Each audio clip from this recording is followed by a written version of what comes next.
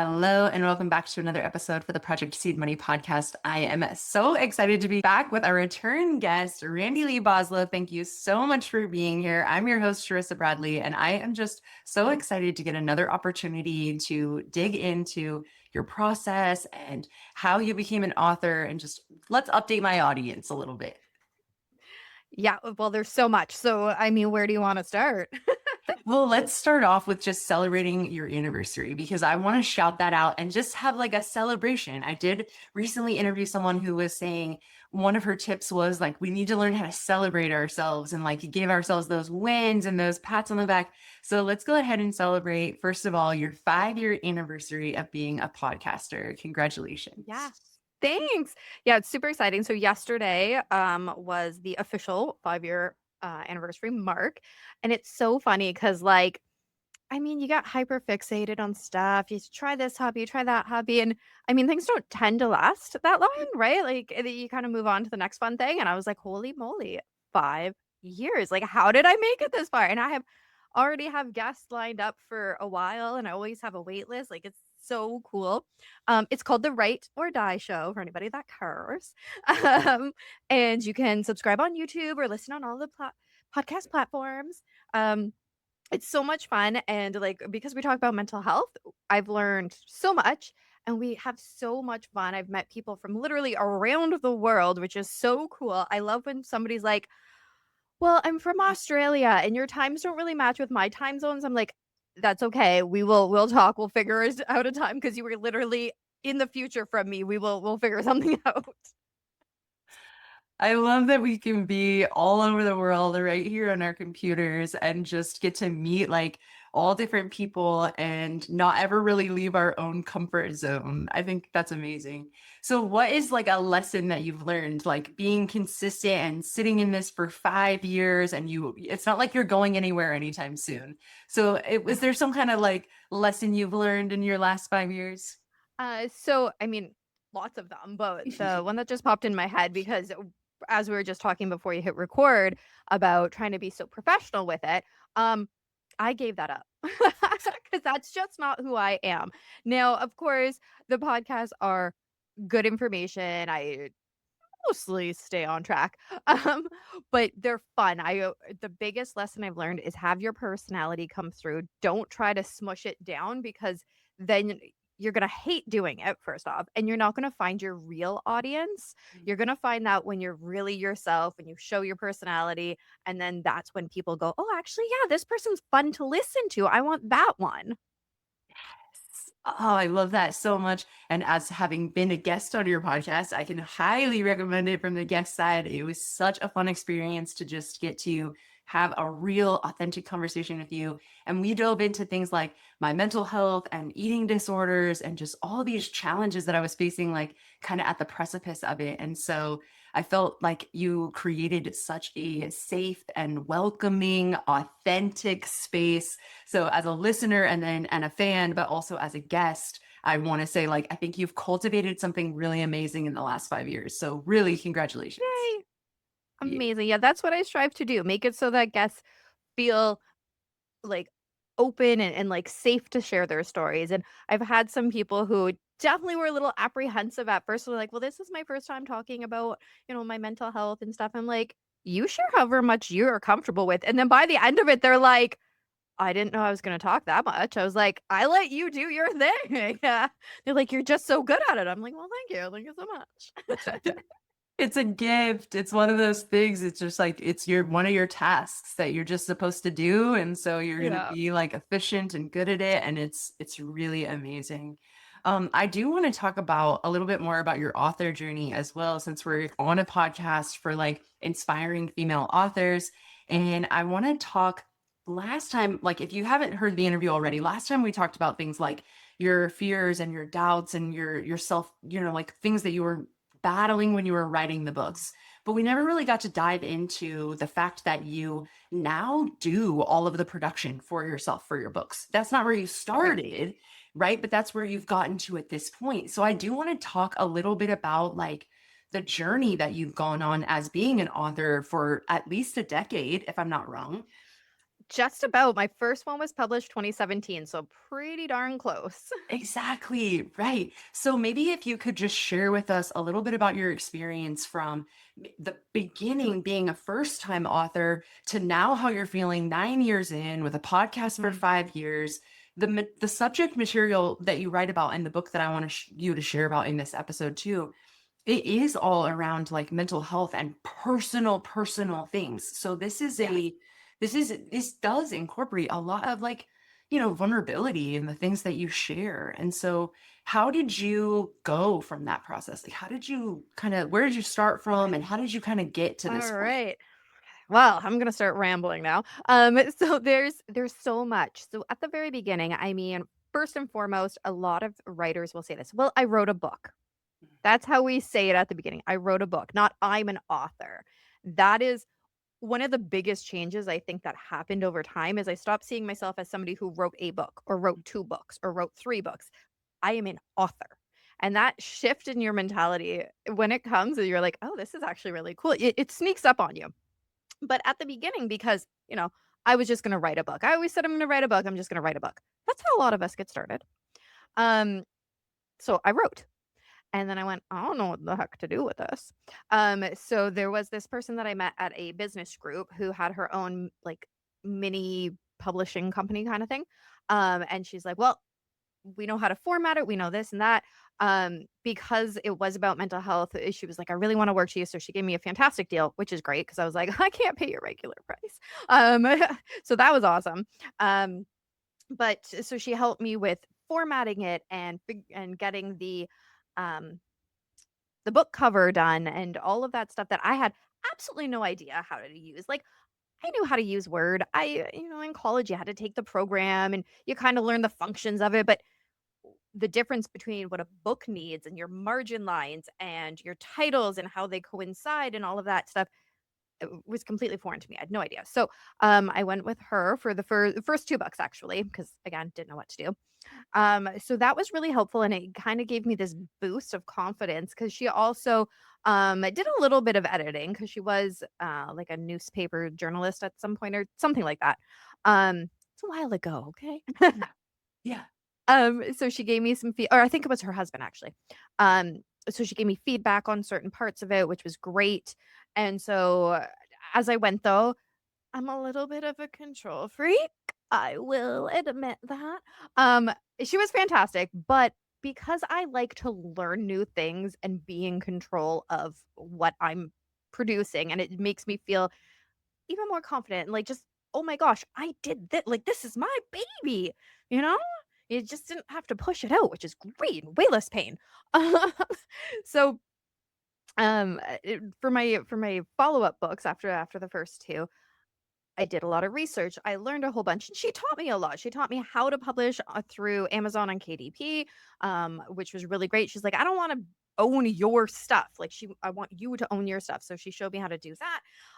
And so I started doing like little mini courses online that you can find. KDP also has like a ton of great resources on especially like their margins and how big like the cover page needs to be and that kind of thing. So tons of research and just trial and error. Oh my gosh, there's some days that I just wanted to throw the computer out the window because if you've ever used Word, and I know there's other software that is great for formatting books. I don't know what it is because I haven't used it yet, but Word is kind of my go-to. Oh my gosh, sometimes you want to just move something a little bit and then the whole thing. Oh, so if you've ever used Word, you totally get what I'm saying. But it's just that trial and error and figuring things out, and I'm still learning more stuff. So, um, this will be the first time I'm using IngramSparks for my book, which I had never done before, and their formatting is just a little bit different than KDP, just enough to irk you. Um, but again, that trial and error, going back, finding out how to, I just edit it that little bit. Um, really really is fun to me because I like to learn the different things, but that's what it comes down to is don't get discouraged when you're like, I don't know how to do this. Because somebody somewhere does. There's probably a YouTube video out there about that. All you have to do is find it. And if you can't find it, there are people out there that will take your money to help you. And I'm not saying that's a bad thing because everybody needs a job. And if I had the money to pay somebody else, at this point, I might be just like, go and do it, please. Um, but indie authors, we don't make a heck of a lot. So it generally comes out of our pocket, whatever it is from our day jobs, which, need to also pay our household bills. So, so it's really fun to just learn the new stuff. And the problem is that there's always new stuff. Well, I don't know if it's a problem, but there's always something new to learn, which can be frustrating, but also can be really, once you get it, it's that big aha and you feel great. It's when you're in the thick of trying to figure it out that you just want to scream and throw your computer. That is so relatable to me. I cannot even tell you that is so relatable. As an author, publisher myself, like these are the challenges we face all the time. And like you said, it can be really nice that changes happen. Like IngramSpark just took all their file fees away. So now you can publish completely for free on IngramSpark and up to 6 months if you have corrections completely free. So like amazing, great things changed. But one bad thing changed about their like sizing and how they don't totally match apples to apples with Amazon. So you might end up having to have two different size books for each Yeah. platform, which we did have to deal with. So like sometimes it becomes this like, oh my goodness, now I have to move everything by a quarter of an inch. That's exactly what I had to do, and I was losing it. Yes. I Yes. almost gave up at one point, but I didn't. I didn't, but I almost did. I wanted to, but then I couldn't let the website beat me. Yeah, and I'm glad you didn't because that's one of the things that we try to talk about is like this perseverance. Like there are so many walls that you come up against that you just have to learn how to climb or it doesn't happen or you have to pay someone else or you give up your rights. Like those are the Yeah. challenges. Yeah, exactly, and that's one thing that I never want to do with my books is give up the rights and have somebody else dictate what my creative vision is, especially because I write so much nonfiction. You can't tell me what my life story is. What? Exactly. Or how you want it to just be displayed. Like if you go through other people, publishers, that sort of thing, like you're going to be scrutinized based on what is selling in that market at that time. And it isn't going to be your choice or your decision. It's going to be what are the comps in the nonfiction area of your writing?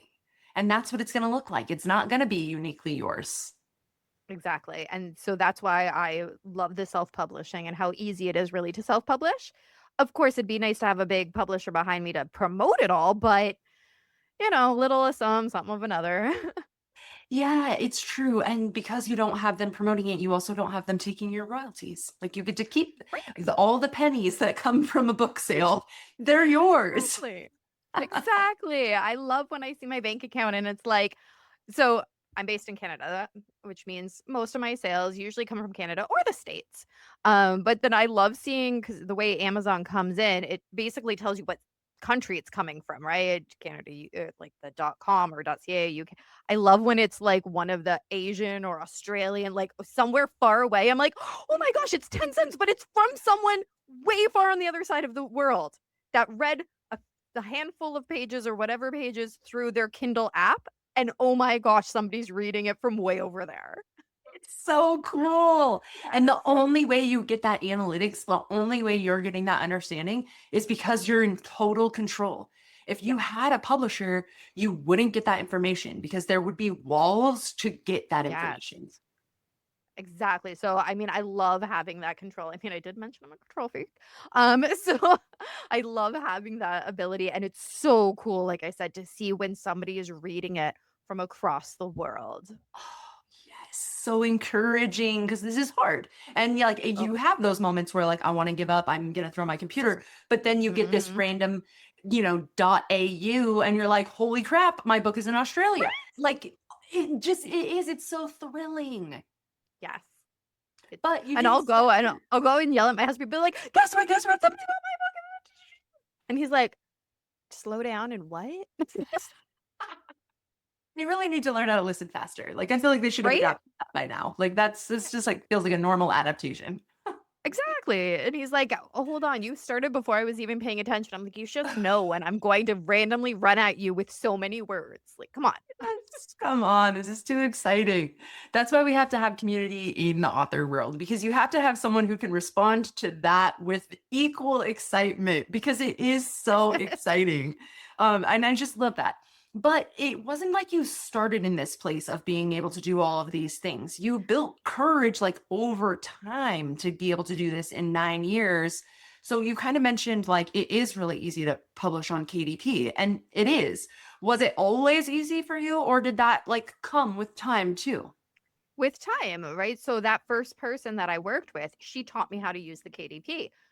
Over time, things always change and update, and so I had to stay up to date with their updates, but, like, having that first person kind of show me how it goes, so helpful. And again, if you can't afford a person to show you, there's so many YouTube videos out there. I'm sure somebody somewhere made a tutorial. I mean, KDP might have their own tutorial. They have so much information, like step-by-step guides on their website. So it really takes a lot of practice and learning it, but once you get it a few times, like, you get it. That's so true, and I definitely would encourage any author who is looking at having a career putting out books to just really take the steps. It is time, but once you have put the time in, you get to have all your control. You get to know everything. You get to see where the money is coming from and your analytics of, like, what countries buy your books, and I just think, who wouldn't want that? Exactly, yeah. Exactly.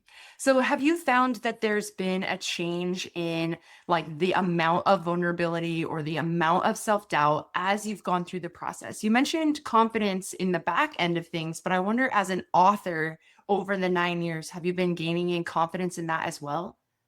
Yes, definitely. So, I mean, whenever you get great feedback from readers, it's boosting confidence. Um, Stop being mean, other people. So I know that not every book is going to be the right fit for every person. And that's something as an author you have to be prepared for. You're gonna have people that are like, didn't really care for your book. You're gonna get bad reviews. Um, Here's the thing with bad reviews. Take them with a grain of salt because your book might be absolutely fabulous and that one person didn't like it because it's just not for them and they thought they were getting something different. It happens. I do book reviews for people. I've done tons of them over the years. And the one thing that I'm very consistent of is if I didn't like a book, that's fine. I'm still not going to slam the author because I know how hard it is to write that book. But if there is, say, lots of grammatical errors, well, you can't get 5 out of 5 stars. You just can't. Like, these are mistakes that should have been made. In the review, yes, I'm gonna mention, "Hey, there's some mistakes because I wanna be honest." However, I'm not sticking on, the flaws in the book. What I want people to know is the good stuff of the book, right? You do the sandwich, you compliment, then you say what maybe could be improved, and then you end with a nice little compliment. Because this is hard work. Oh, would anybody at their job want somebody to come in and just berate them because they didn't like the service? So when people are behind a computer screen, just be nice when you're giving a review. Even if you didn't like the book, you don't have to be mean about it. Honest feedback can be given in constructive criticism way. I couldn't agree more. And then as we're talking about like being self-published authors, if there is something like that, like a lot of grammatical errors, that author has the opportunity to make those corrections and Yes. upload a new file. So if it is coming in a way that's constructive, that author can take the feedback, improve, and put up they don't have to necessarily do a new edition. You can just do like new files to Yeah. just correct. Everyone makes mistakes. Even like Harry Potter, the very first rendition of Harry Potter had like a wand, the list, and then a wand. It had it in there twice. Like even like Yeah. the big people, they make these mistakes. Yes, exactly. So, I mean, give yourself a little bit of grace, but take those things with grain of salt when somebody is giving you a review. But for the most part, I mean, just like anything, the more you do it, the better you get at it. And so I definitely have gotten better and more confidence over the years. And I mean, I don't need people to say that they like my books, but it does feel really nice. It does. And it's inspiring too because if anyone's listening, I assume that my audience is first-time authors or they're working towards becoming a first-time author. And the grace that I want them to see in this interview is like it can start somewhere else with a ton of support, with someone holding your hand Yes. and grow into something that you have full confidence in and full responsibility of. Doesn't have to necessarily start at that place. Exactly. I definitely wouldn't have been able to publish the first 2 books without so much support, and, um, even now, I mean, I'm not all by myself. I talk to other authors, which is a huge support system. I work with my publicist, who's fantastic, and, like, my editor and stuff, so there's still other people, it's just I'm now more in control of the final product than I was at the beginning, which I really like. But you can't do anything alone, right? Even in my day job, I work with some fantastic other ladies, and without them, I'd be like, wait, I'm stuck on this problem. Who do I talk to? Right? Like, you need support no matter what job you're doing. Yes, and this community can be really welcoming if you find the right people for you. And even like if you don't have a community, like there's so many Facebook groups now, you can like drop Yes. your name in, like, hey, I want a writing group. I live in this place. I want to collect a few people so that we can have this community. Like there so many people are out there waiting for that like exact Yes, invitation. exactly. You just need that Yes. one person to be willing to put it forward. Exactly, exactly. So I want to ask a little bit about your latest project. If you can just kind of share, like, if you want to share a synopsis or share a little bit about the book, just so we can get the audience clear on like where you are now. Yeah. So my book that's coming out June 20th. It's called Goodbye Too Soon. Families Lost by Drug Overdose. And it is actually a second edition. As you were talking about, you can just kind of make changes. Because it's not just a little bit of changes. This book, the first one that came out, it came out 5 years ago. Um, well, it will be 5 years in May, actually. And it's about my brother's death by a drug overdose. And I did it basically right after he had died. The first one came out on his 1 year anniversary of his death on May 20th. June 20th would be his birthday, so I picked that one because it's a little bit more exciting for a second edition. Um, and so when it first came out, I mean, it was still good. People said, "Oh my gosh, you need tissues to read this." It was just so emotional. Awesome. This second edition, though, was actually my publicist who was like, maybe you should do a second edition because a couple things. One, I could definitely add a lot more content, which I did. It's probably got about 50% new content, which is a lot. Yeah, it's basically a whole new book, which is awesome. Not what I started out thinking I was going to add, but it's what happened. Um, and because I want to turn it into a movie. And so Mickey was like, well, we need to drum up more news about this because this book is now kind of old and now you're wanting to think about making a movie. And I'm like, yeah, I'm definitely going to make a movie because I've always said I'm going to do it and I'm going to do one. He's like, well, if you're going to do it, you got to do it right. Like you need to make sure you're on brand. And I go, and this is why I have you because you kind of slow my roll because I get really excited. I'm like, I'll just go do this and that. And he's like, slow your roll. But I still do like that is still my ultimate goal is I do want to turn it into a movie because again, it's such an important topic. It's drug overdose, drug abuse. It's not going away anytime soon, unfortunately. And so it's going to be a hot topic for a while. And having this perspective from the family. So the book is completely written in the little sister viewpoint, which is me. As I help my mom plan the funeral, go through the emotions of, oh my gosh, you're dead, and how dare you be dead. And I just think that it's so important that we show these sides of life that is often brushed aside and not nobody wants to talk about it because it is hard to talk about and it's the dirty part of life. Like that's people don't want to talk about that. So I do want to kind of throw it in people's faces and say, this is life. This is real. We grieve. And there's so much to it. So Mickey suggested, hey, why don't you do a new edition? He's like, what do you think of that? I'm like, I could definitely do that. And as I start going, I'm like, oh wow, I need more research here. Oh, I need to add more there. And so there was other parts that at the time of the first release, I hadn't fully worked through all of my emotions. Yeah. But now that I have, I'm like, "Ooh, well, let's dig a little deeper here and there." There's pictures. I've added pictures, from when we were little. I was a very cute baby, a little chubby, that was so cute. And then there are way more research. I love digging into that stuff. So it is the story of the funeral and all that, with interspersed things about, say, bullying and risk factors, how that could lead to an addiction, what the DSM-5 says about what an addiction actually is. So there's all these other parts that I'm like, how do I turn that into a script for the movie? So I've come up with other ways to kind of bring those aspects in, because I still think it's so important that we talk about what a risk factor is and that kind of thing. So those ones I'm trying to figure out how to work those into the movie, because in a book it's really easy. There's just a chapter.